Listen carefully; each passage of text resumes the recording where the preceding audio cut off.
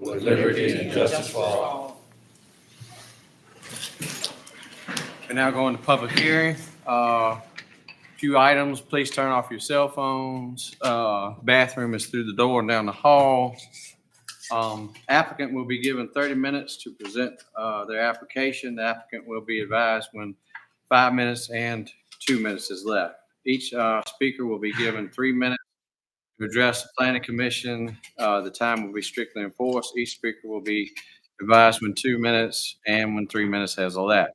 Each speaker will be permitted to address the planning commission only once and not transfer the 3 minutes to another speaker. Speakers should face the planning commission and address all comments to the planning commission. The planning commission asks that everyone at the meeting be respectful to others who are present and ask that those present not to applaud speakers. As a reminder, it is inappropriate at the public meeting to make personal attacks, to be defamatory or disparage individuals or identifiable groups. Profanity will not be tolerated. Prior to beginning your comments, please state your name and address for the record. All right, first item on our agenda tonight. I'll see if anybody else needs to sign up. Does anyone else need to sign up before we get started if they would like to speak? All right. Yes, ma'am. What if you decide you want to speak after you hear something? Can you do it then? Gotta sign up. No, you got to sign up now. If you, So what if I sign up and I decide I don't want to speak? then you don't have to.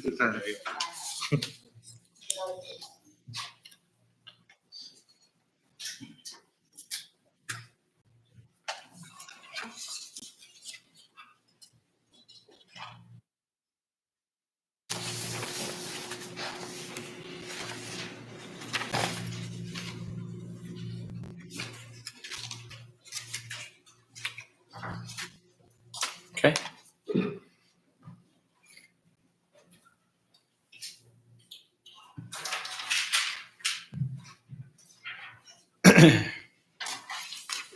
First item on our agenda tonight, the Mecklenburg County Zoning Office has received an application by Paul Jackson and Barry Uri to amend the Mecklenburg County Zoning Ordinance Article 6, Business B1, Section 6-1, use regulation to allow truck pulls and demolition derbies by special exception. This property is zoned industrial M1 and is located on the west side of Route 785 John Bill Road, approximately 631 feet north of its intersection with Willow Oak Drive. This is in Election District 7. Is anyone here to speak? Yes, sir. Okay, no one speaking on this application? For nor against. nor against. Did we have any other No calls? No phone calls, no emails. All right. Is there any discussion?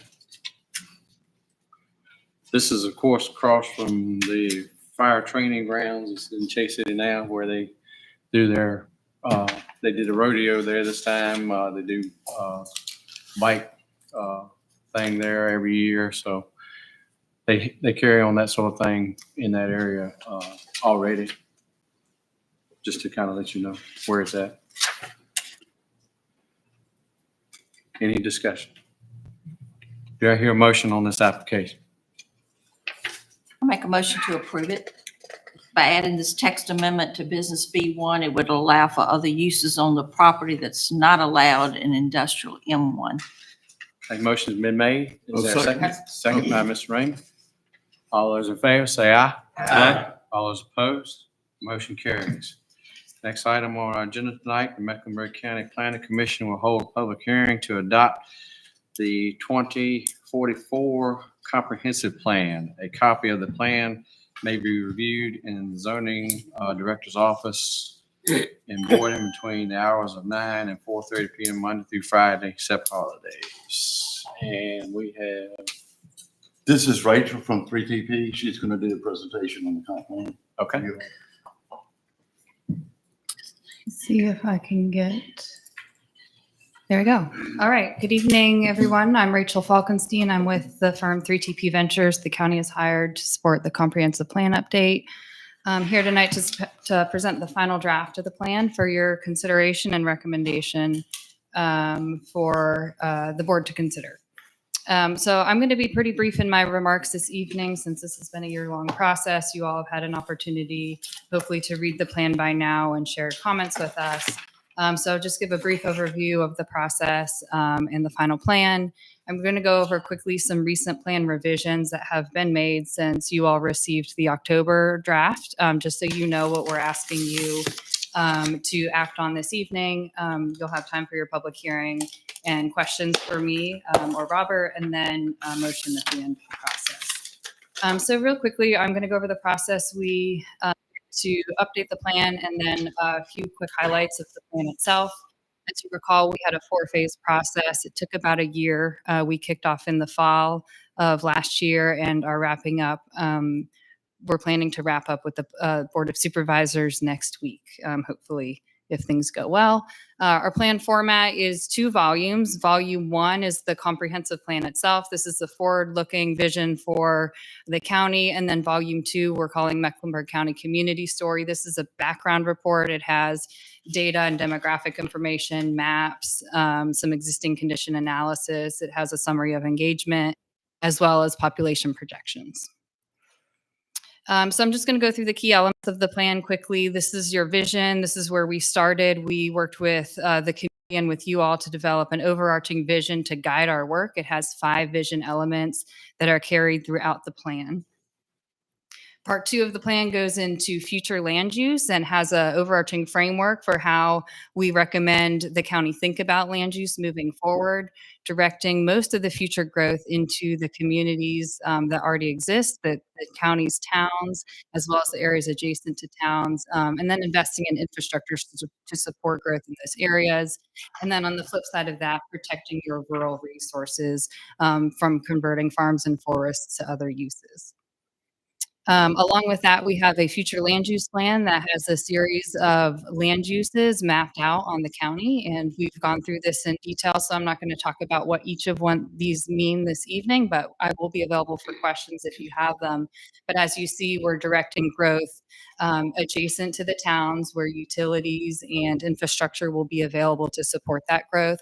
The purple areas are your industrial areas. These are confined to areas that are existing industrial parks or have proposed industrial development already on these sites. It was the directive of the board to not have additional industrial growth spread out into the rural areas, but keep it confined to areas where it's already proposed or existing. Then we move on to a transportation section. This is where we compile a lot of existing work that has already been done in the county planning for transportation. We pull in your long-range transportation plan, your regional active transportation plan, and we identify some key priorities for you all to focus on, while still acknowledging that all of the projects that have been identified are important. But these would be the priorities focused on improving safety of the streets and improving opportunities for getting around outside of a personal vehicle, so on a bike or by walking or by transit. And then last section of the plan is our implementation section. We identify a series of actions that to support each of the vision elements we identify. And then we identify 7 what we call catalyst projects. These are overarching priorities, things that have risen to the top that are most important to the community that we heard through engagement or we heard from you all and the Board of Supervisors to support some important needs of the community. And these are described in more detail in part 4 of the plan. Now I want to talk quickly about some recent plan revisions so you all are aware of what changes have been made since the draft you received in October, so you know what you're acting on this evening. I'm going to go through these fairly quickly, but if there are questions or you want to see them in the plan, I can pull them up and show you where the change is and what it was. So first to the, this should actually say volume 2, sorry for the error. To the community story, volume 2, just one small change. We had the wrong date for Clarksville Incorporation and we updated their town logo. Now into volume 1, part 1, we had a change to one of the vision elements about we previously had language about seniors and youth. We just removed that language and said residents of all ages and backgrounds, to not call out specific age groups. In the land use section, we made some layout changes. We changed the order to put the land use framework up front before the future land use plan. We added a chart to that future land use plan showing percentages and acreages of each land use category. We had some changes to the design guidance of some of the land use categories, like area residential. We incorporated Army Corps and Dominion requirements. Those are already existing requirements. For rural crossroads, we acknowledge that all sidewalks that are built should meet VDOT standards for acceptance. For protected lands, we called attention to the need to clean the shores of fallen logs from the lakes. We added a reference to federal housing programs in the section about housing. We added a section that highlighted the ties between land use, outdoor recreation, and historic preservation and housing. And then lastly, we added a goal, or we added language to the shared goal about Clarksville and the cleanup of the shoreline in that area. Moving on to transportation, again, this section had some layout changes. We moved the priorities section a little bit closer to the front of the transportation part of the chapter, and we rearranged a few pages so that maps and tables were in a different sequence. We added an image of a precedent that the county can consider from Halifax County with a rural pedestrian shoulder on one of the streets in Halifax. We added reference to the Tobacco Heritage Trail when we talked about the Raleigh to Richmond station location in La Crosse. We added reference to funding sources for that project as well. And then we added some more justification as to why we recommended the priorities that we did to highlight safety and bike ped projects over other county street projects. And then lastly, in the implementation section, we added one new action to the list of actions about leveraging federal housing program funds to rehabilitate housing stock. We updated one of the goals in the thriving business environment to be more broad about diversifying the county's economic base. And we updated two other actions. The first one, we added a reference to adding structures to national and state historic registers. And the other updated action called out support for local Main Street programs. I know that was quite a bit fairly quickly. If you have any questions, I'm available and we can talk through this further. I'm also other questions or hear any suggested changes you all may have. When you're ready for a motion, we're recommending that the commission can make a motion to recommend the board adopt the plan as drafted with the date of November 20th, 2024. That incorporates the changes that I summarized today. So that's all of my remarks. I'd be happy to answer any questions.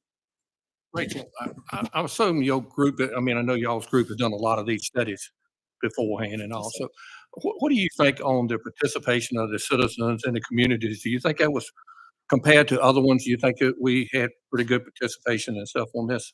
Yeah, I think we had great participation when we came out and did engagement in several of the Wells Bracy. We had people come out. Some were attended better than others.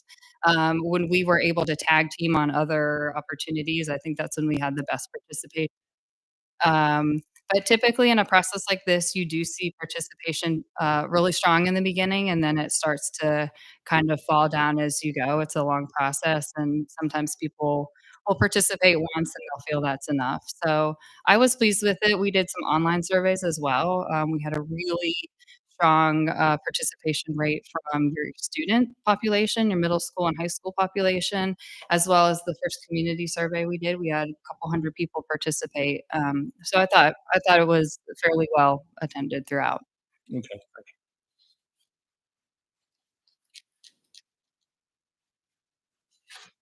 you. Yeah, discussion.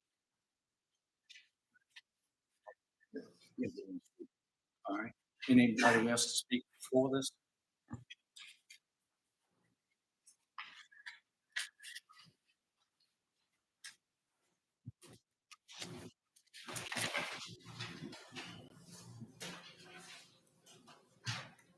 Laura Huber.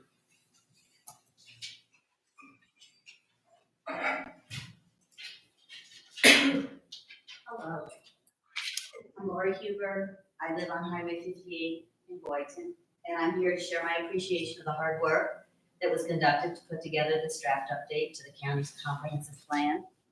I want to acknowledge and I understand that a comprehensive plan is not law, it's not an implementing regulation, but it's a guidance document.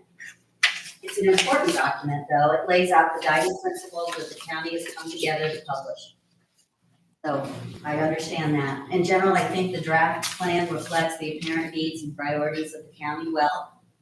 I do, however, think that there's two areas where the coverage is too light and suggest that more details be added.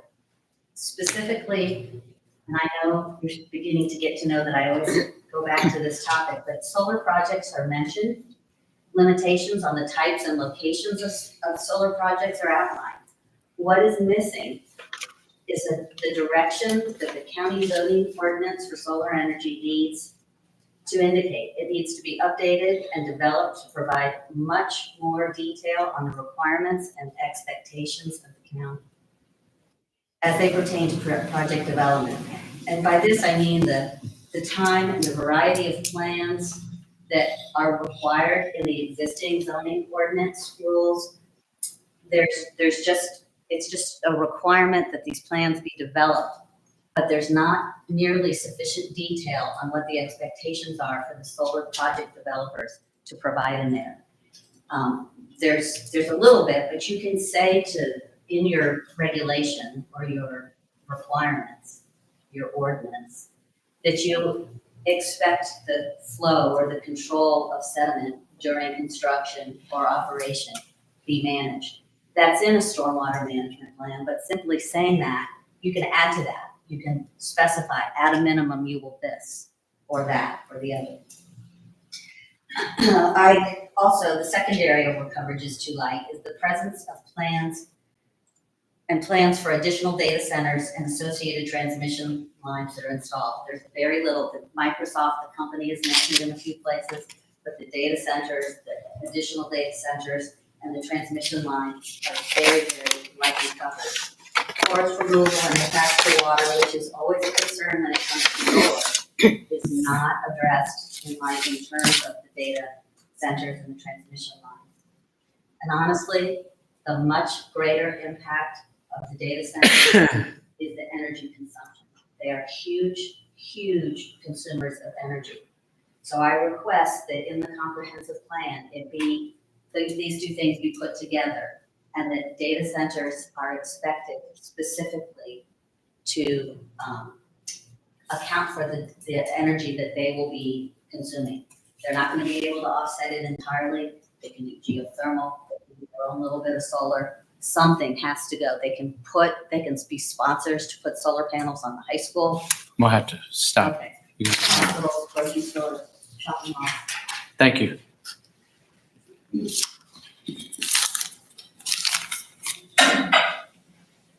Joel?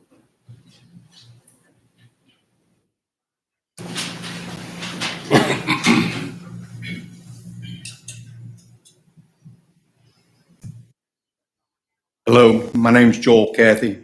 I live in Charlotte County, near Keysville.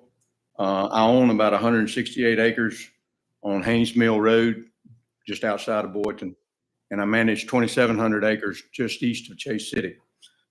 I recently found out about Mecklenburg County's proposed comprehensive plan. Both of the properties I just mentioned, according to the map, will be considered rural conservation. And according to the classification, no development will be allowed. In other words, the development rights to these properties will be taken away. The state of Virginia has been pushing a conservation easement program for several years. Under this program, a landowner can voluntarily sell his development rights by deed. The land is appraised, including its development potential, and then it's appraised again if the land had no development potential. The difference in these two appraisals is the value of the conservation easement, which is paid to the landowner in both federal and state tax credits. If the landowner wishes, he can sell these credits for cash. If Mecklenburg County implements this plan, landowners in these areas will no longer have the option of a conservation easement because the county will have taken away the development value of this land. Is the county going to reimburse the landowners for this taking? Unfortunately, most of the landowners in this county have no idea this is going on. Before something like this is done, all the affected landowners should have been notified by registered mail. If you had, this building wouldn't hold them. It's bad enough for the county to force landowners to give up their development rights, but it's worse for the county to take them without proper payment. I strongly urge you to postpone your vote on this comprehensive plan until all the landowners in this county have been properly notified. Thank you for your time.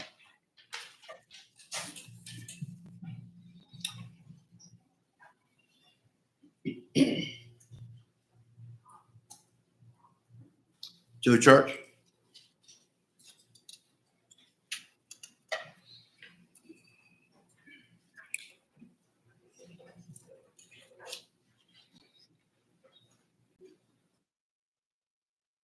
My name is Joe Church from South Hill, Virginia.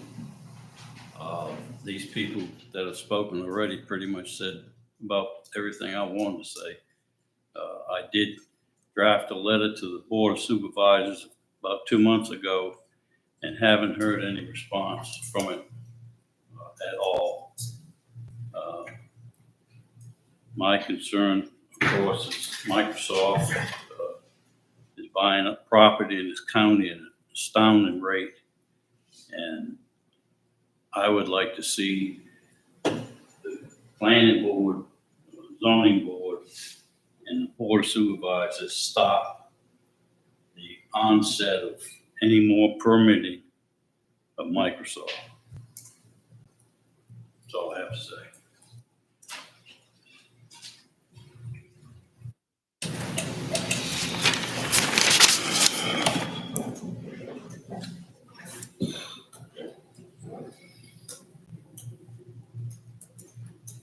Cliff?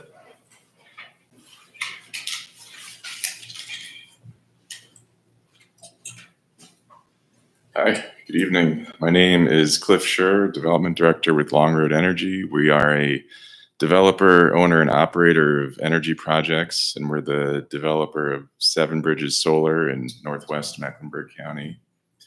We own and operate almost 4,000 megawatts of energy projects across the United States.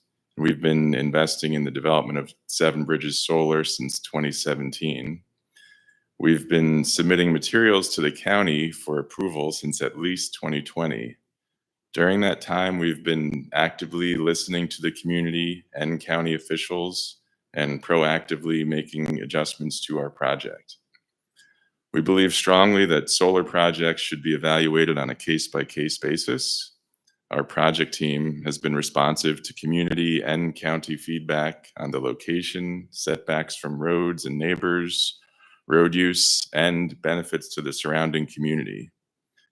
Seven Bridges Solar received a 2232 approval from Mecklenburg County in 2022, and we've since committed 250 acres to conservation between the solar project and the South Meherrin River. We've committed a meaningful contribution to the town of Chase City, which is approximately 3 miles from the Seven Bridges Solar project. And we've increased setbacks from nearby roads so that the average distance from Scotts Crossroads is over 1,000 feet. In some areas, the project will be more than 2,000 feet off of Scotts Crossroads. Related to that, you should have all received an invitation to visit Seven Bridges Solar to see the project location and those setbacks firsthand. There's opportunities to visit the project tomorrow, Monday, and we're happy to work with you on your schedules as needed. We believe strongly that solar projects should be evaluated on a case-by-case basis. This comprehensive plan amendment applies a different standard to solar development from all other types of development. We're grateful that the Planning Commission has voted to recommend Seven Bridges Solar be grandfathered from the proposed ordinance change, removing solar as a permitted use. And we've been advised that if the comprehensive plan update is approved, that Seven Bridges Solar will also be grandfathered from the changes to the comprehensive plan. We appreciate the opportunity to continue through the process in our submitted special exception permit application. We do remain advocates for solar projects to be considered on a case-by-case basis. Thank you. Thank you.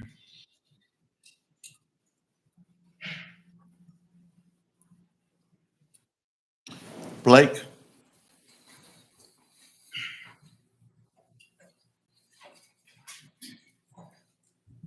Good evening, Mr. Chairman, members of the Planning Commission. My name is Blake Cox. I'm from Chesterfield, but I'm one of the founders of a nonprofit called Energy Right. And our whole goal at Energy Right is just bring conservative voice to this clean energy conversation across the Commonwealth. But I'll be brief here tonight. Really, my whole goal is just to encourage you guys to keep in mind the property rights of landowners and their ability to develop their land how they see fit, as long as they aren't negatively affecting their neighbors and their community. With many of the folks I've spoke with here in the county, they are concerned about the large portion of the county going into rural conservation designation and how that may affect their ability to develop their land in the future. But thank you all for your time here tonight. And if Energy Right can ever be a resource, please don't hesitate to reach out. Thank you. Thank you.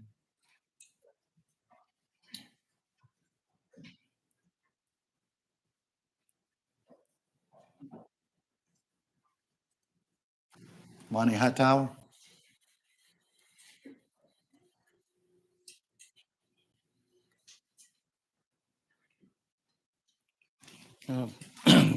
Ladies and gentlemen of the Planning Commission, Monty Hightower, 247 Autumn Lane, Chase City, Virginia.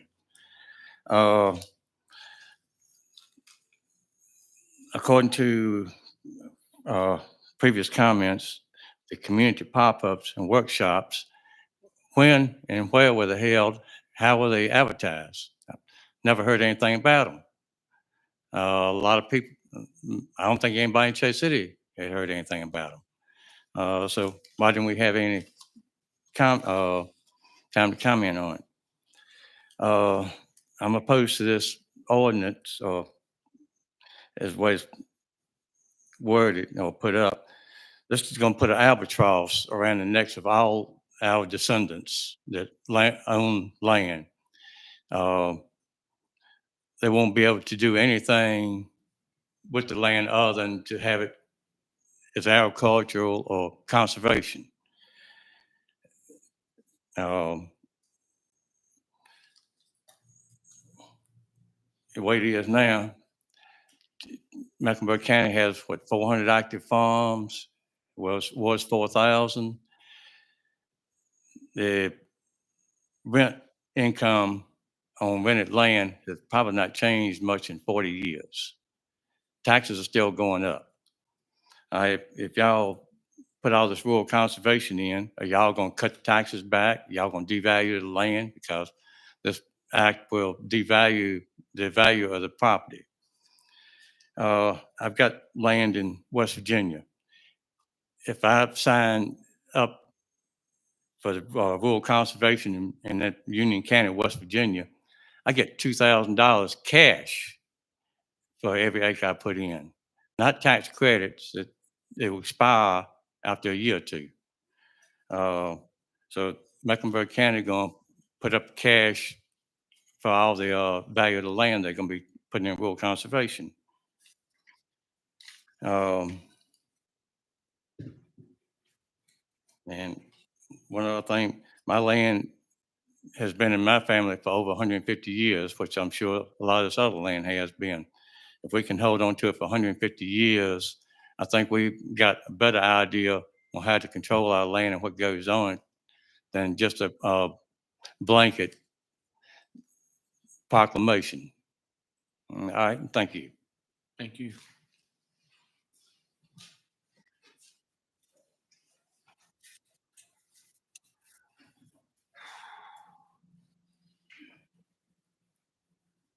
Peter?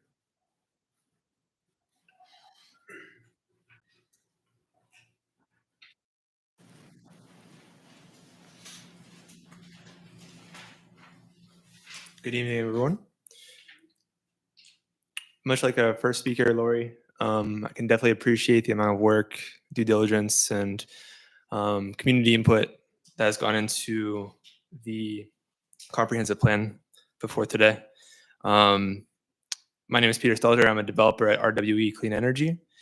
A little bit about RWE. We are the third largest renewable energy company in the US, with over 15 years of experience operating over 200 wind, solar, battery storage projects. I'm here tonight to address the proposed updates to the comprehensive plan itself. specifically the delineation of the rural conservation portion of the county and its permitted uses. RWE works hand in hand in close partnership with landowners who have chosen to host our projects on their land. And in doing so, we develop a relationship of mutual trust and ensure we are stewards of their land so that when these sites are decommissioned, the land is restored and returned to its previous use. We aim to be good partners to not just our host landowners, but also the project's neighbors and the community itself. As a company, we strongly believe and support the rights of the landowners we partner with to do what they want with their property. Throughout the years, RWE has paid landowners over $426 million. It's a lot of money. This is additional income that allows them to expand and diversify their farms or businesses or homes, pay for their retirement, send their kids to college, list goes on. It is projected that land lease payments to rural landowners hosting panels or turbines will reach over $2.2 billion by 2030. As a temporary land use that requires very little disturbance during operations, choosing to host solar on your farm is a choice to preserve your land for agricultural use into the future. And that landowner's choice is what is at stake in this proposed comprehensive plan. By classifying private land as rural conservation and not permitting solar as a land use, we are restricting the freedom of landowners within Mecklenburg County to develop their land as they see fit and denying them the opportunity to earn additional income from their farms and businesses. RWE is active in counties throughout the Commonwealth, and over the years, we have been told no by landowners on more than a few occasions, and that is their right. But essential to upholding the right to say no is allowing the right to say yes to hosting solar on their private land. The comprehensive plan in its current form strips that right from property owners, and we encourage the Planning Commission tonight to revisit the map, defining the majority of county land as rural conservation and to allow solar in its permitted use. Thank you all for the opportunity to speak tonight, and thank you. Thank you.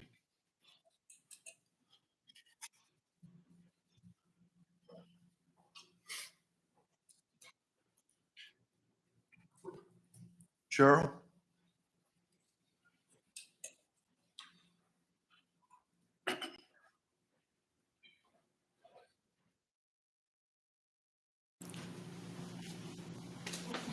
Hi, I'm Cheryl Field. I live on Carter's Lane in Boynton, Virginia.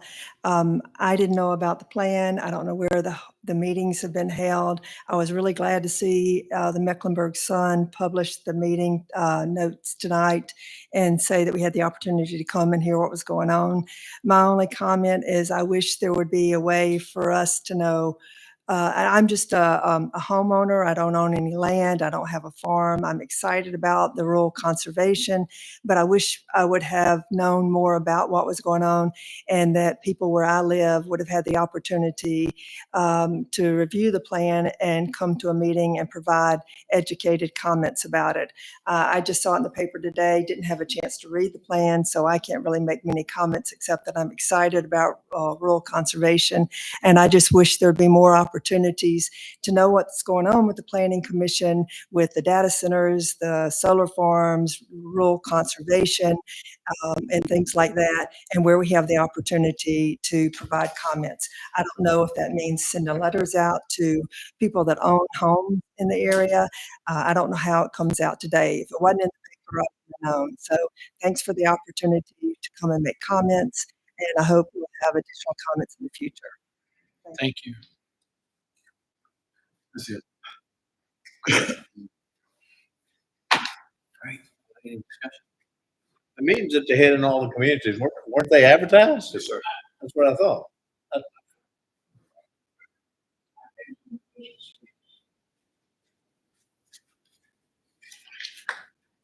1 minute. What's your name? Already called that name. John Mullen, you come speak then. I'll put a check mark by it. Please come forward then. Sorry about that. That's okay. So my name is John Mullen. I live in Charlotte County, but I'm here tonight on behalf of Mullen Family Holdings, which is a landowner in the Chase City District. The proposed comprehensive plan only became available to the general public and the newspaper recently, barely in time to be glanced at prior to the meetings, the Planning Commission's meeting tonight, and is scheduled to be taken up by the Board of Supervisors next Monday, which is one working day later. This rush to put this through, which is so potentially harmful to those Mecklenburg landowners adversely affected by the rural conservation designation, is, I believe, very unfortunate. In my view, the proposed comprehensive plan sets forth a big brother knows best idea of what will be good for Mecklenburg County citizens and landowners. It's essentially a socialistic concept that tramples on personal property rights of landowners. If implemented, a very substantial portion of Mecklenburg County will be classified as rural conservation, therefore potentially devaluing property values in rural conservation areas by as much as 90%. Under the proposed plan, most types of development would be specifically precluded in approximately 2/3 of Mecklenburg County. This is not just about solar farms or data centers. This is about any type of development that would provide an opportunity for significantly enhanced tax revenue and employment opportunities to Mecklenburg citizens. Moreover, the designation rural conservation, which limits future development, by definition destroys the concept of highest and best use, which is an essential concept to landowners who might want to put their own conservation easement on their own property. I think this is fundamentally unfair and unfair. I urge the Planning Commission to study further the impacts of adopting this plan on the property rights and values of landowners in Mecklenburg. And thank you for the time you've allowed me to express my views. Thank you. That's it. Is it? The meetings that they had for input were advertised, right? Yes, sir. It was in the newspaper. It was on the website. I took flowers out to the post office, in the areas, the libraries. And were they well attended? Oh, Yes. she said they were well attended, right? Most of them were. Some of them, I recall one in Clarksville, we had, I think, 8 people. That was probably our least attended one. But yeah, I think most of them had at least 15, 20 people, some more. 15 to 20. Excuse me. We're not gonna have any other discussion, please. It's okay. Go ahead. Yeah, so as Robert said, we did our best to get the word out. It can be challenging because we don't always know where people are getting their information, but we use social media. We put ads in the newspaper, on the radio, the county website. As Robert said, we did some flyers, but it can be difficult to make sure everyone hears. But we use the information resources that we knew of. Okay.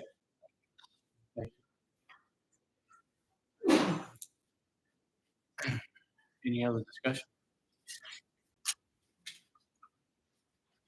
Do I hear? I just go back to this land conservation. I mean, it's not, it's not set by law. We're not saying that nothing can be done with it. It's all, still has to go through the same permit processes as always has, right? Yes, it's just the comp plan. It's is just a view. guide. I mean, it's That's all. just a vision. Right. None of this land is saying we Automatic. can't, no, you're not gonna ever develop it. If something comes up, you can still go through the same process you always have. Yes. I think that's a big confusion of a lot of them that's here tonight. They're thinking they can't stand that you can't do anything with it. All it is a vision. Right. But, I think when we first started talking about this and listened to some of the public and everything, with the growth we were having, we wanted to kind of say halt a little bit.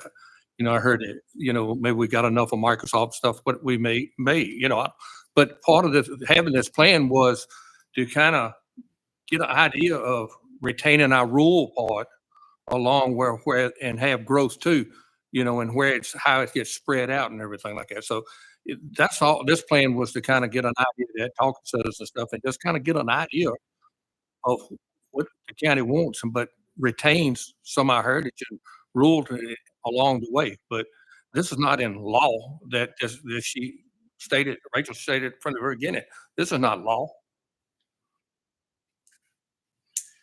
All right. Do I hear a motion on this application?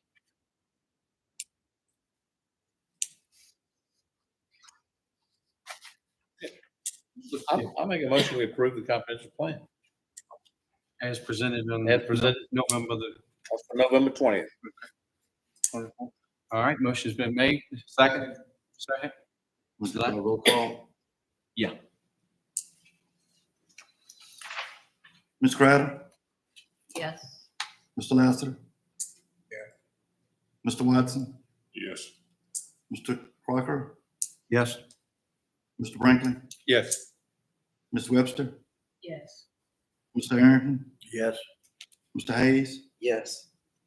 Ms. Simmons? Yes. Mr. Ramey? Yes. Mr. Warren? Yes. And Mr. Crump? Yes. Motion carries. Motion carries. Approval of the minutes for October 31st. Mr. Ramey, sir. Yes, Mr. Chairman, we have reviewed amendments and I make a motion that we approve the minutes of October 31st, 2024.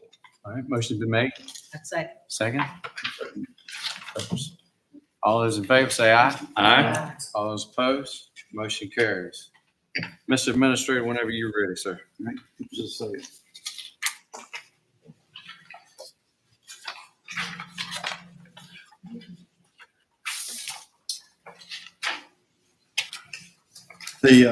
We've been working on the construction traffic management plan for these commercial sites and stuff. Staff and everybody has worked with an attorney, and now we've got a final draft on it, which I presented to y'all sometime back. So we just need to have a motion to take it to public hearing. We need a motion to take it to public hearing. Okay. All right. So move, Mr. Chairman. Motion by. I'll Mr. second. Second by Mr. Raymond. All those in favor, say aye. Aye. All those opposed, motion carries.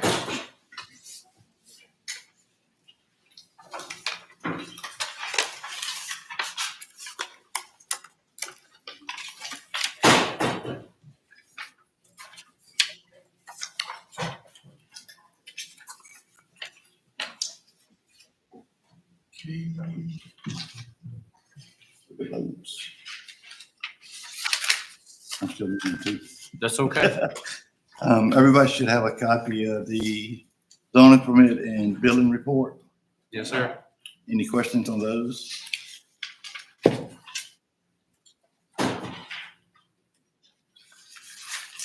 Our numbers were down a little bit, but we still got quite a bit of activity going on. Tell the head to I door. think- You say we're down just a. The zoning permits was down a little bit, but we're still very active in the county. Okay. With other projects. And that's all I have. All right. We have a meeting next month, Yes. meeting next month, and that's gonna be on See, January the 9th. January the 9th. January the 9th. That's at the PM. Okay. Do I hear a motion, we adjourn? So move. Got one more thing. Yes, Right. On a couple subdivisions, I've had calls in the last year or so that, you know, when they did these subdivisions, they had to do a little spot of land for dumpsters. Oh, green box. Right. And they were, by whoever was doing it, that landowner donated that land. Is that Yes, sir. correct? Okay, because I mean, the question is now is coming up that, you know, those two little tracts of land are there, and we're going to these more convenient centers that they might be needed more. So the question is, where does that land fall? And you know, my feeling is if they were set aside for dumpsters, then whether we should retain that land to do something else with other than what we made a bargain with could be questionable. What do you think? With us going to the man sites, I mean, it was brought up to the idea of keeping on for utility sites. But I don't know if any of them that's big enough in the company to do anything bigger than on transport. Right. On the ground. I don't know how the writing is that it was set aside just, and it specifies dumpsters and that's it. I think it would kind of be a little, I mean, personally, I think it'd be a little unfair to go in there and put a utility site or something, or put a tower there now that, you know, that we changed because we said it was gonna be a dumpster. The original, when I came in the office here, it was in the zoning ordinance that when the subdivision was developed, they had to provide a dumpster, what they call it the green house site, which is basically a dumpster site. Maybe 2 years ago, got with you all, and we had a hearing on it to remove the word dumpster and change it to a utility site, but that's only gonna apply to new subdivisions. that are done. Since the 2 years. Yes. Correct. Right. But anything before that was set aside for a green box dumpster site was done before we made the change, and that's the way it's worded. That's the way it was worded in the subdivision ordinance. Yeah, I just think maybe we ought to maybe take a look at that between the planning commission and the board. If somebody requests that land, to take a look at it and potentially give it back or whatever, you know. That would be a board decision. Right, okay. Any other discussion? All right, Mr. Raymond, you still on your motion to adjourn? Sorry, Mr. Raymond. All right. All right, second? Second. All those in favor, get up and run out. Thank you. Yes, sir. Okay. Would be